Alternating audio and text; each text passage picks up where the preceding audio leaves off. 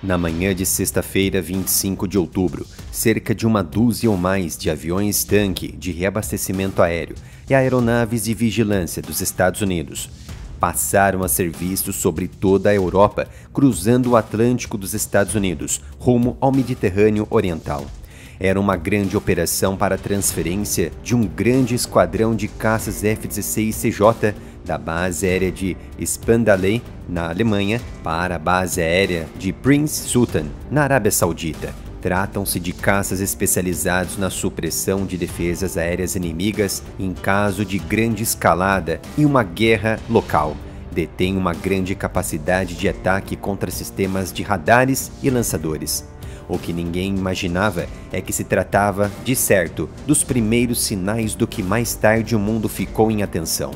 Por volta da 1h40 da manhã, pelo horário de Teherã, explosões foram sentidas em toda a capital iraniana Teherã. Começava a maior operação de contra-ataque justificado de Israel após a injustificada agressão do Irã em 1º de outubro, quando lançou mais de 180 mísseis balísticos contra o país.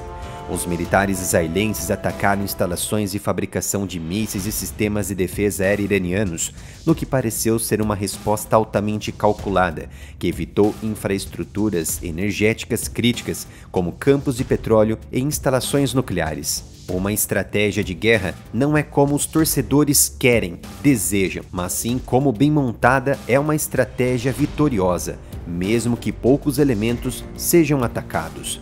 O Irã pareceu minimizar o impacto do ataque, alegando que suas defesas aéreas haviam neutralizado com sucesso os ataques em 3 províncias principais, como Teherã, Ilan e Khuzestan, ou que os danos foram limitados. Mas no amanhecer e nos relatos dos próprios iranianos, a situação foi bem diferente.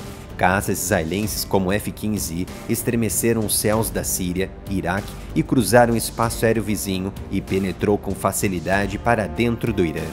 Os ataques também aconteceram contra redutos terroristas na Síria e no Iraque. Na primeira retaliação contra o Irã em abril deste ano, Israel também fez um corredor de ataques contra os grupos terroristas pelo caminho, tudo muito bem planejado.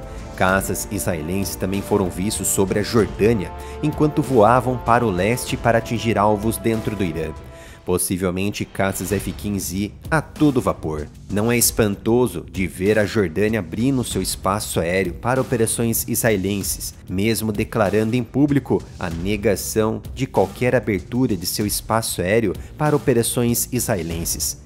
Canais sírios relataram também que bases militares e locais de defesa aérea no sudeste do país também foram alvos de ataques de mísseis israelenses, que se acredita terem sido lançados por aeronaves sobre o norte de Israel e o Líbano, com vários locais sendo atingidos nas províncias de Damasco e Homs. De acordo com informações oficiais, ao todo, Israel lançou 2 ondas de ataques precisos e mais de 100 aeronaves israelenses participando da série desses ataques de precisão contra alvos militares dentro do Irã, incluindo caças F-35, F-15, F-16, aeronaves de vigilância, aeronaves de reabastecimento e drones, entre outros ativos. Esse foi o maior ataque de Israel contra o Irã na história.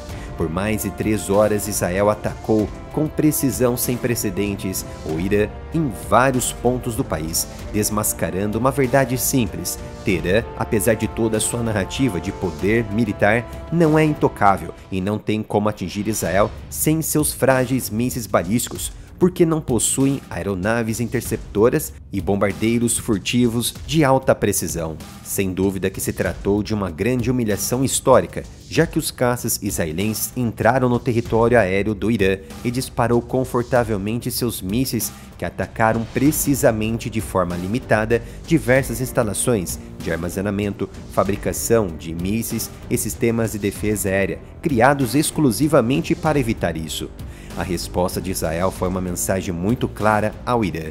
Israel pode facilmente chegar a Teherã. Sem dúvida, esta não é uma ameaça vaga, é uma promessa que caiu com clareza e força bem na porta dos ayatolás.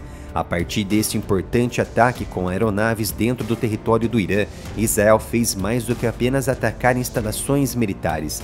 Pode ter reescrito as regras do jogo, mostrando que tem tanto a coragem quanto o conhecimento para chegar onde precisa, para interromper o que deve. É uma estratégia em que não há torcidas, mas sim planejamento. Este não é apenas um exercício de poder militar, é uma declaração. Israel despojou o Irã de parte de sua vantagem militar em uma única noite, deixando o chamado poder regional do Irã lutando pelo controle de sua narrativa, como um mágico deixado de mãos vazias diante de uma plateia decepcionada. O vazamento do plano de ataque de Israel contra o Irã, feito por uma espiã dias atrás dentro do governo de Biden, não foi suficiente para o Irã evitar o ataque ou diminuir os danos sobre o seu território.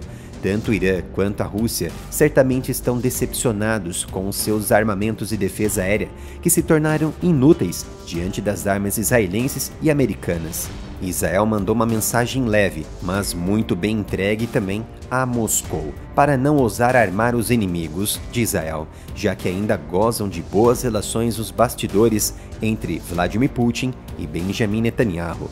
Observem essas imagens. Houve intensa atividade de defesa aérea iraniana, incluindo mísseis terra-ar e armas antiaéreas sobre Teherã, enquanto os ataques israelenses contra alvos militares iranianos continuavam. Percebam que as baterias são canhões, provavelmente de 25 ou 30 milímetros ou até menos.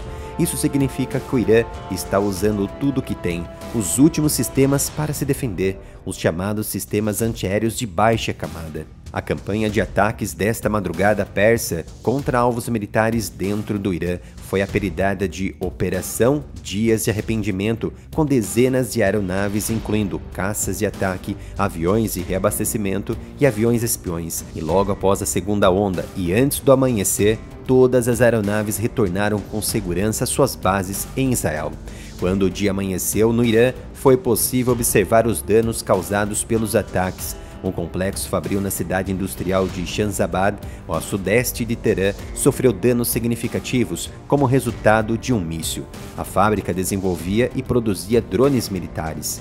De acordo com informações iranianas, um míssil anti-radiação israelense atingiu um veículo de comando e controle de um sistema de defesa aérea de longo alcance S-300 PM-12, perto de Teherã, posicionados exatamente para evitar esse ataque.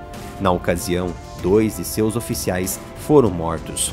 Uma análise inicial das imagens disponíveis sugere que aeronaves israelenses miraram e atingiram especificamente, além do S-300, uma base para o sistema de defesa aérea americano MiG-23 Hawk, que o Irã possui desde a década de 70, uma base importante localizada ao sul de Teherã.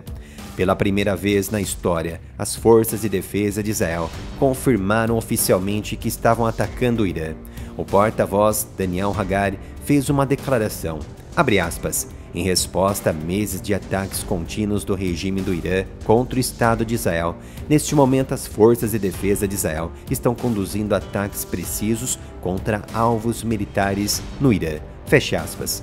Por conta do contra-ataque israelense justificado, o Irã disse que responderá a partir desse momento. E espera-se que nas próximas 24 horas, o Oriente Médio pode se tornar um mar de fogo, o que pode ser o prenúncio de uma guerra regional ou mundial. Como já sabem, tem outro canal dedicado a assuntos de geopolítica e defesa que ainda não foi restringido pelo YouTube. Então dê um apoio, visite o canal, se inscreva e ative as notificações.